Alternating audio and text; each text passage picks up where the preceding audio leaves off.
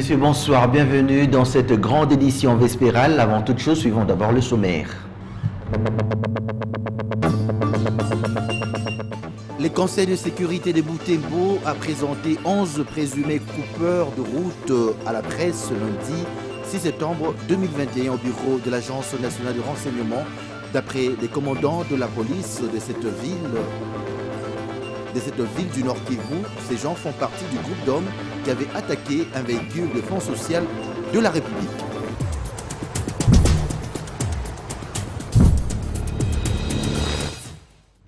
Plusieurs secteurs de la vie nationale ont été paralysés ce lundi 6 septembre 2021 à Butembo, dans la province du Nord Kivu, suite aux 2 journées de deuil décrétées par l'Association des chauffeurs du Congo et le mouvement citoyen locaux. Les détails avec Francine Mouyoa.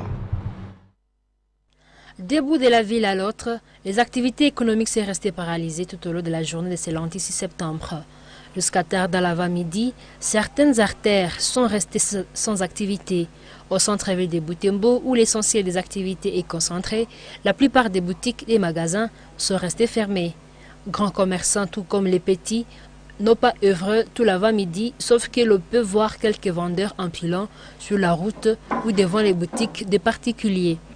Des commerçants pouvaient se sentir debout devant leurs magasins fermés. C'est le cas ici sur avenue Matokeo. Ces hommes qui sont juste venus pour voir la situation en ville disent n'avoir pas ouvert leurs portes pour compatir avec les citoyens touchés par ces deuils. Merci. Depuis le samedi, nous avons eu quelques informations disant que du lundi au vendredi, il n'y aura pas d'activité. Alors nous sommes venus toujours ce lundi pour venir voir la situation. Comment est en train de se dérouler du thème. Malheureusement, nous sommes toujours à l'extérieur, les portes sont fermées, donc il n'y a pas d'activité à faire. Nous travaillons d'abord dans la galerie Métropès, là où nous sommes maintenant. Alors, nous sommes en train de voir le mouvement de circulation, donc pas d'activité aujourd'hui. Le secteur des transports, qui a perdu 4 de ses acteurs, est resté très timide toute la journée. Ici au parking La Victoire, aucun mouvement de véhicules n'a vécu. Pas assez de voitures, comme d'habitude. Encore moins des clients. Dans le pot chaud, où des commissionnaires accueillent les clients, l'ambiance était plutôt calme. On sait de l'association des chauffeurs du Congo ASECO, l'on s'est réjoui du comportement des chauffeurs à cette première journée. Des sources proches des chauffeurs qui se rendent à Bunia racontent que ces derniers vont reprendre les trafics au rétablissement de la sécurité.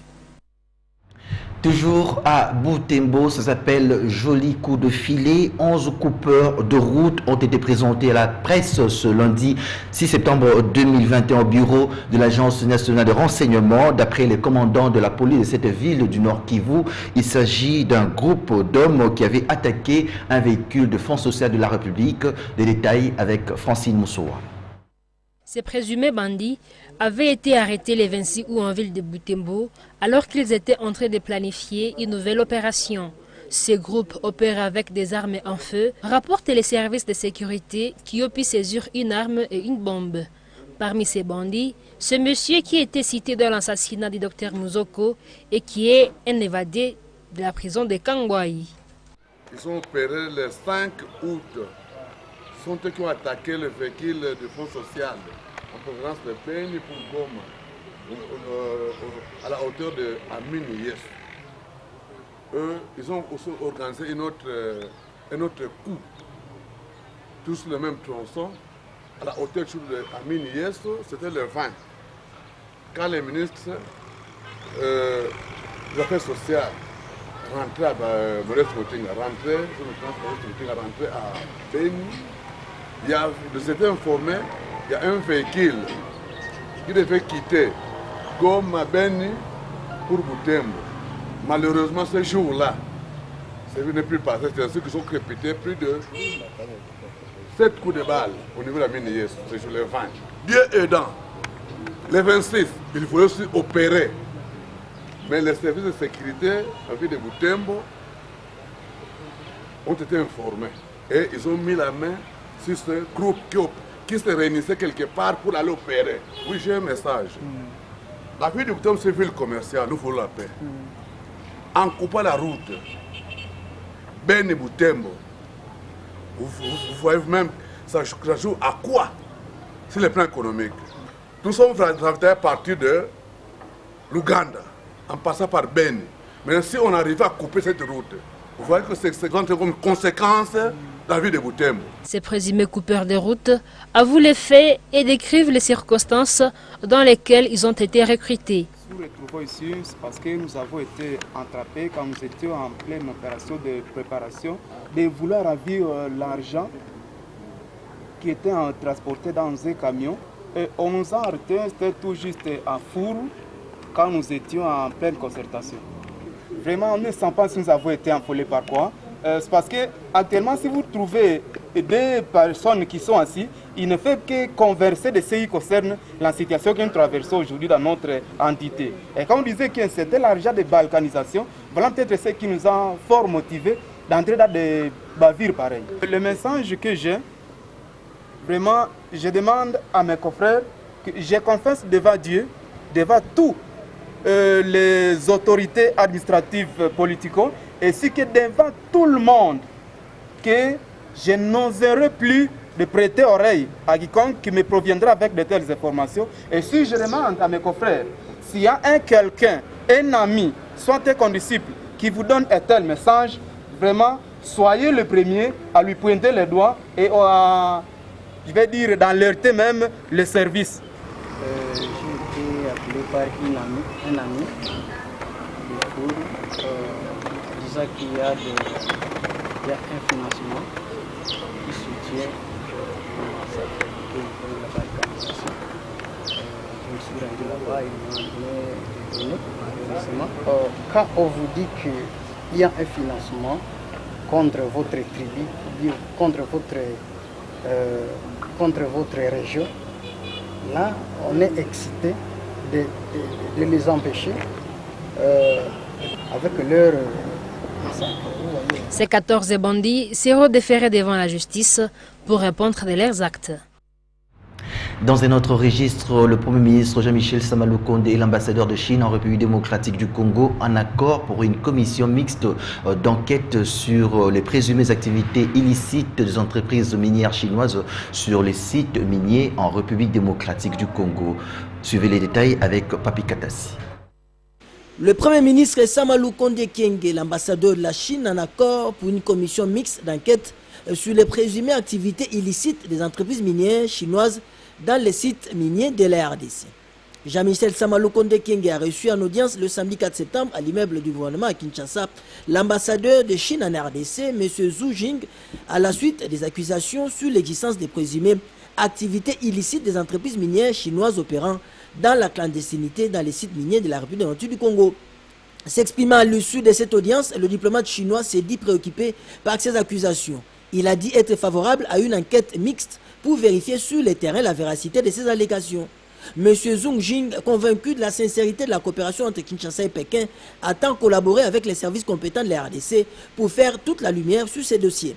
Rappelons qu'à la suite de la diffusion des magazines d'enquête des médias étrangers et certains services de l'État congolais qui ont révélé des cas d'exploitation illicite des mines dans les provinces dans l'Est de la RDC, le Premier ministre Sama Lukonde, lors du Conseil des ministres tenu le vendredi 3 septembre, a appelé le gouvernement à sévir contre les auteurs de cette situation qui est aussi facilitée par la présence des groupes armés qui empêchent le contrôle de l'État. À cet effet, le chef du gouvernement a invité le ministre en charge de l'Intérieur, de la Justice et des Mines à prendre les dispositions nécessaires pour suivre de près cette situation. Justice à présent, siégeant en matière répressive au premier degré, la haute cour militaire a poursuivi l'instruction de la cause opposant l'auditeur général, le ministère public près la haute cour militaire et partie civile, Shabazz Matali Léonard, au général de brigade Kikobia Sambili Denis et consorts. Ces derniers sont poursuivis pour faux en écriture, comme l'apprend Sylvain Kapombobo Sengele. C'était une audience consacrée au développement des mémos uniques déposés par la partie prévenue et la partie civile. Les généraux des brigades Kikobia Denis et consorts sont traduits en justice pour faux en écriture. Selon le ministère public, cet officier général des FRDC, en sa qualité de médecin directeur de l'hôpital militaire de Bukavu, avait établi un faux certificat de décès attestant la mort de Sieur Herman dans le but d'ordonner la succession du défunt. Argumentant les moyens contenus dans son mémoire, la défense a plaidé sur la prescription de l'action publique. Dans les cas sous examen, L'infraction présumée serait commise en 2013 sans date certaine. La plainte est déposée le 27 janvier 2017. Jour pour jour, 12 ans. Le président. Aucune action. Et voilà pourquoi nous disons, à partir du moment où nous faisons ces calculs, l'infraction pour laquelle le ministère public a fait poursuivi, le prévenu ne pourrait plus être poursuivi parce que l'action publique est. Ce qui n'est pas le cas pour la partie civile Léonard Chabaz Matali. Nous disons, Monsieur le Président, non, il n'y a pas de restriction. Pourquoi nous disons, Monsieur le Président? Vu la vérité contenue dans les pièces qui logent dans ces dossiers, les aveux des parties revenues, ils ont estimé que si nous allons au fond, ils ne vont pas échapper. Une position soutenue par l'organe poursuivant dans son avis. Les deux mémoires uniques ont été prises en délibéré par la haute cour militaire. Elle a promis de départager les parties par un arrêt avant dire droit. Ce dernier est attendu le 15 septembre 2021. Éducation, le groupe scolaire Malaïka situé à Rigini dans la commune de Lemba a procédé à la journée porte ouverte, question d'accueillir les parents pour l'année scolaire édition 2021-2022 qui aura lieu au mois d'octobre prochain. Popol Ziakwaou et Patrick Borel-Mukenzi. Les groupes scolaires Malaïka, une école catholique privée aux normes internationales située sur l'avenue Biangala numéro 57-58 à Lemba-Rigini, a ouvert ses portes pour l'édition 2021-2022. Les groupes scolaires Malaïka, un bon lieu du savoir pour la jeunesse congolaise. L'anglais et le français sont deux langues parlées par les enfants et les instituteurs de la dite école.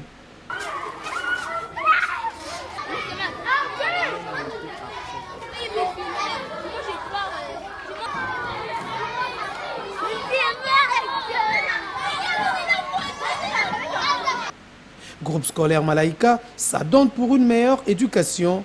Question de produire une pépinière pour une bonne formation, car la relève doit être bien assurée.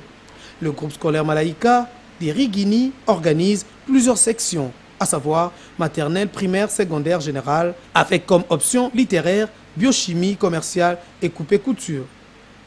Le préparatif de la nouvelle année vont bon train au groupe scolaire Malaïka qui lance un vibrant appel aux parents qui se soucient de la formation de leurs enfants. Raison de cette journée des portes ouvertes. Les parents doivent déjà venir faire l'inscription car la date de reprise des cours est à compter au bout de doigts. Si vous voulez le savoir et l'excellence, un seul endroit à Lemba-Rigini, le groupe scolaire Malaïka. Sport à présent, les Léopards de la République démocratique du Congo ont joué cet après-midi à Cotonou face aux écureuils du Bénin. Un but partout, c'est le score final, les résumés de cette rencontre avec Papi Katassi. Encore un nul dans la marche de la RDC aux éliminatoires de la prochaine Coupe du Monde. Dans l'obligation de la victoire face aux écureuils, les Léopards repartent du stade de Kérékou avec un match nul. 2 coups de casque, un but pour chaque équipe dans une première partie rythmée et intense. Le tandem Bakambu-Mbokani s'est encore illustré correctement sous l'ouverture du score. Bon geste technique de Sédic, centre millimétré sur la tête de Mbokani qui laisse les portiers à l'Akbé Pantois 1-0 à la 12e minute. Sur des mêmes, le Léopard lâche prise avec une faiblité défensive très remarquable qui donne la chance aux écureuils d'égaliser. Le centre de Matteo Alivini est déposé sous la tête de Jordan Adeoti qui bat toute la défense dans les duels aériens avant d'enfoncer les cuirs. Un but partout à la 33e minute. La partie aurait été à la portée des Béninois qui loupent une meilleure opportunité peu avant la pause face à Kiasumba. Des beaux réflexes. Le prochain rendez-vous pour l'équipe nationale de la RDC, ça sera le 5 octobre prochain au stade de Martyrs de la Pentecôte face au Baréa de Madagascar. D'une discipline à l'autre, l'Académie sportive de Kinshasa a remporté la première édition du championnat provincial de Kinshasa de karaté traditionnel par équipe devant l'équipe de Golgotha. La dite compétition a eu lieu le samedi 4 septembre au lycée Tinouné dans la commune de Limete. Patrick Borel-Mukenzi. Après avoir reçu 10 sur 10 par rapport à l'organisation du championnat provincial de karaté traditionnel ville de Kinshasa en comité Kata samedi 28 et dimanche 29 à la place Imka Matongé, la Fédération congolaise de karaté traditionnel Shotokan que coordonne le président Etienne Eradingoy, ceinture noire 5e dan, a redonné plaisir au karatéka samedi 4 septembre au lycée Tinouéné en organisant une autre activité des arts martiaux, mais cette fois-ci par équipe. 14 formations au total ont pris part à cette fête de kimono, cadeaux signés Sensei et Radi. Après des intenses combats sur les tatamis, ce sont les guerriers de l'équipe Académie sportive qui ont été sacrés champions de cette première édition. Suivis des Golgotha, Armée de l'Éternel et l'école Shaolin ont partagé la 3e place. Les équipes qui ont perdu ont promis de revenir en forme à la prochaine compétition. Et l'équipe championne a mérité son titre par la qualité des prestations présentées. On était bien préparé ça, et puis on est arrivé ici, on a monté ce qu'on avait vraiment à démontrer ici dans ce tatami. Ça a été difficile, mais on a quand même fait quelque chose pour démontrer ce que le coach Moses et le président Baïgon nous avaient montré dans l'entraînement. Invité, Maître Baïgon Obotoubé, président de la Fédération congolaise de MMA, Martial Mixed Art, a encouragé Etienne Eradingoy pour avoir réalisé cet événement avec cœur. Avec mon expertise, je devais être là. L'organisation était impeccable. Je vis l'engouement de la jeunesse, voir d'autres enfants qui ont démontré noir sur blanc de quoi ils sont capables. Organiser d'une journée senior, junior, cadet, ce n'est pas une mince affaire.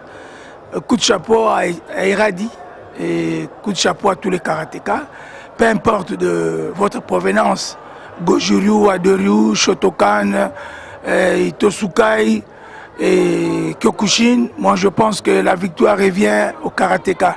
Grâce à Etienne Eradingoy, le karaté traditionnel est en train de prendre une autre dimension, véritable envol. Et je suis l'homme le plus heureux parce que nous avons encore une fois de plus détecté des talents. Des talents, il y a des équipes championnes aujourd'hui, tout ça là, et ces mêmes équipes-là vont maintenant aller avec nous à Olualaba, là où il va y avoir la première édition du championnat national. Et après ici, il y a les championnats du Grand Katanga, après il y a le Grand Bandundu, après il y a encore pour le Bas-Congo, après il va y avoir les Grands Kivu. Donc nous voulons donner la chance à tous les karatékas de la République démocratique du Congo de participer. Et ça, je demande vraiment le soutien du chef de l'État lui-même, M. Félix-Antoine Tshisekedi Tshilombo, et aussi les gouverneurs de toutes les provinces qui peuvent nous aider en accompagnant leurs athlètes pour que chaque province soit représentée à la première édition du championnat national qui se tiendra maintenant au mois de décembre, parce que nous avons un arrangement avec les 9 pays frontaliers de la République démocratique du Congo qui vont venir participer. Et puis il va y avoir le Canada, il va y avoir la France, il va y avoir le Japon. Donc ça va être la plus grande messe du karaté traditionnel en République démocratique du Congo. Et pour une première dans l'histoire des karatés congolais, les parents invités ont mangé et bu dans une ambiance bon enfant. Tout est bien qui finit bien. Et puis le séminaire de mise à niveau sur le basique de karaté-do s'est clôturé ce samedi 4 septembre au collège Boboto. La suite avec Papi Katassi et Ndai Ilambwechi. Le séminaire de mise à niveau sur les basiques de karaté-do s'est clôturé le samedi dans la salle des sports du collège Boboto. Les séminaristes ont été mis à jour sous la nouvelle réglementation. L'expert français Sensei Blaise Louba a distillé la matière comme il se devait, afin de permettre aux cadres techniques et athlètes de tous bords de mieux maîtriser la chose en vue du tournoi d'amitié des pays du Grand Lac prévu le 26 septembre prochain. Le président de la FECACO, Maître Fedi Lankombo, a décerné des diplômes aux participants. Il est le plus heureux de la réussite de cette session de formation. C'est un immense honneur pour la FECACO d'avoir organisé ce séminaire qui, faut-il le souligner, a abordé les thèmes basiques de la pratique du karaté, notamment le Kyon, le Kumite, les Katas et Bunkai. Sans fausse modestie et sans peur d'être contredit, les échos reçus de tous les sites font état de l'amélioration du niveau technique. Reste que la théorie apprise au cours de ces séminaires soit confirmée par ce qu'on peut qualifier de la pêche miraculeuse des médailles au tournoi d'amitié des Grands Lacs. Le séminaire est désormais clôturé, cap maintenant sur le tournoi proprement dit qui ira du 23 au 26 septembre prochain à Goma, dans les Nord Kivu. En international, randonnons en Guinée-Conakry où il y a interdiction de voyager pour les officiels du gouvernement. Cette décision a été prise par le chef mutin après le coup d'État. Et puis le monde cinématographique en deuil, Jean-Paul Belmondo s'en est allé à l'âge de 88 ans, suivant nos confrères de France 24 et Euronews. Nous sommes actuellement au Palais du Peuple. La rencontre vient de terminer, une rencontre juste de quelques minutes, il faut le dire, une rencontre d'instruction.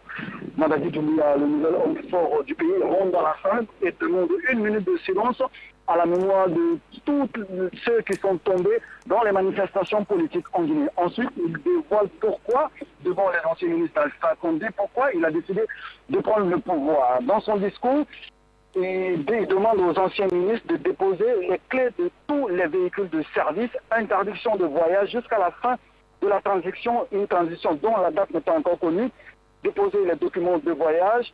Il a aussi annoncé que la coopération continuera avec les pays partenaires et le cours dans les zones minières est levé pour permettre à ces industries de continuer à travailler. Il a aussi annoncé l'ouverture des frontières maritimes. Mais il faut le dire, tous les anciens ministres, là où je vous parle, ont été forcément introduits dans une petite salle où ils se trouvent actuellement et personne n'a la possibilité de sortir pour le moment.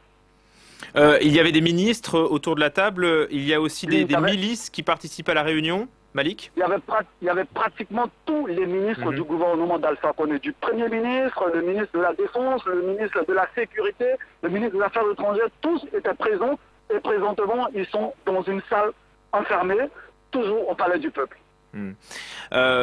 Vous êtes donc devant le Palais du Peuple. Vous me disiez tout à l'heure qu'il y avait beaucoup de monde autour de ce palais. C'est le signe de l'importance donnée à cette réunion, aussi de l'attente de la population. Oui, un signe donné à cette réunion parce que la population était vraiment mobilisée aux alentours du Palais du Peuple pour applaudir les nouvelles hommes forts du pays. Pour eux, c'est une libération pour la Guinée. Donc il faut la célébrer. Il était l'une des figures les plus populaires et les plus appréciées du cinéma français, européen et mondial. Un visage, un physique, une voix, un sourire, un nom, Belmondo. Indiscipliné, turbulent, blagueur, extraverti, sa personnalité l'a conduit d'abord à la boxe, puis au conservatoire de théâtre et enfin au cinéma. À la fin des années 50, il décroche son premier grand rôle avec À bout de souffle, dirigé par un autre débutant, Jean-Luc Godard. C'est le début d'un succès qui ne sera jamais démenti. Champion incontesté du box-office aux côtés de Louis de Funès et d'Alain Delon, Jean-Paul Belmondo a attiré près de 130 millions de spectateurs dans les salles au cours de ses 60 ans de carrière. Les films se succèdent, il passe du film d'aventure à la comédie et ne boude pas le genre dramatique. À la fin des années 60, Belmondo devient Bébel, signe d'une véritable histoire d'amour entre l'acteur et le public. Claude Lelouch, François Truffaut, Claude Chabrol, Claude Sautet, Louis Malle, Alain Resnais, mais aussi Vittorio De Sica ou Peter Brook, il tournera avec les plus grands réalisateurs. Au début des années 70, il rencontre Alain Delon dans un film mythique, Borsalino, sur le monde souterrain de Marseille. Les deux géants du cinéma français se retrouvent face à face à l'écran et font un tabac.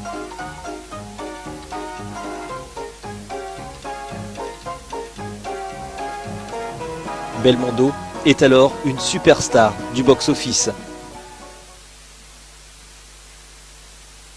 À plus de 50 ans, Belmondo réalise encore lui-même ses cascades, mais un accident en 1985 le pousse à calmer ses ardeurs. L'itinéraire d'un enfant gâté de Claude Lelouch sera son dernier grand succès commercial en 1988. Il abandonne alors le cinéma pour se remettre en scène, et en particulier dans un Cyrano de Bergerac qui connaîtra un succès mondial.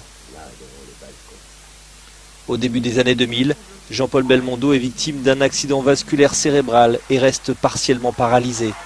Il change plusieurs fois de compagne et ses histoires de cœur passionnent toujours autant les journaux. En 2011, il reçoit une palme d'or d'honneur à Cannes et un lion d'or à Venise en 2016 pour l'ensemble de sa carrière. Tarantino avait eu alors ces mots pour le décrire.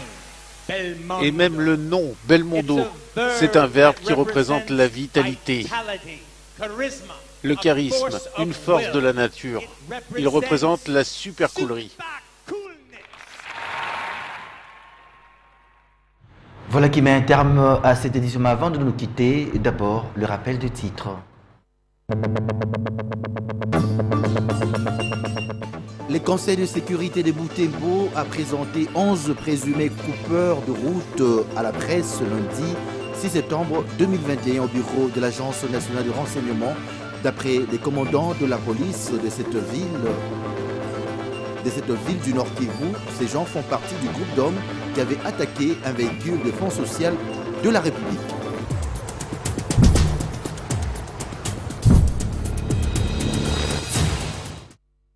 Ce journal est complètement terminé. Merci de l'avoir suivi. Excellente suite des programmes sur la chaîne des références. Qu'il plaise aussi pour que nous nous retrouvions demain déjà à la même heure. Au revoir.